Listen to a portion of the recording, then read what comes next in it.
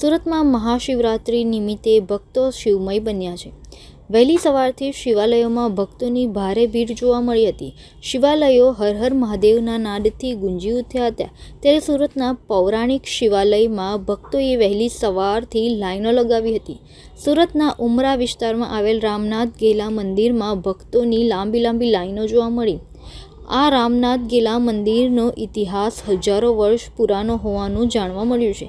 તો ભગવાન રામ સાથે આ મંદિરનો ઇતિહાસ જોડાયેલો હોવાનું પણ પૂજારી દ્વારા જણાવવામાં આવેલું છે।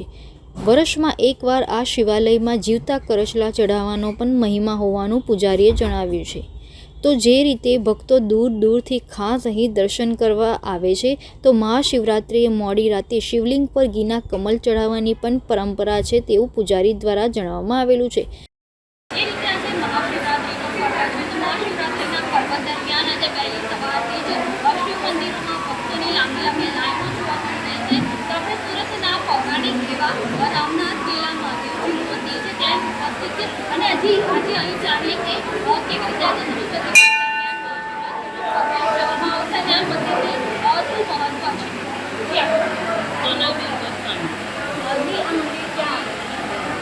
સુરતમાં ઉમરા ગામમાં શ્રી રામનાથ ગેલા મહાદેવ મંદિર આવેલું છે।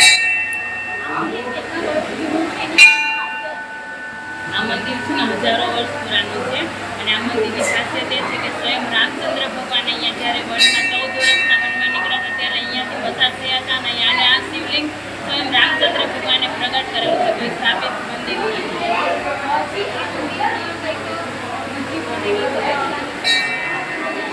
કહેવાય છે કે અહીંયા કોઈને બી કાનમાં કોઈ બી તકલીફ હોય તો અહીંયા બાધા લેવાથી જીવતા કડતરા ચડાવવામાં આવે છે અને તે કોઈ એક જ સાલમાં એક જ વર્ષમાં એક જ વર્ષ અને પોષવાદ એકાદશીના દિવસે બહુ મોટો મેળો ભરાય છે અને કડતરા ચડાવીને શ્રદ્ધાળુ પોતાની બાધા પૂરી કરે છે।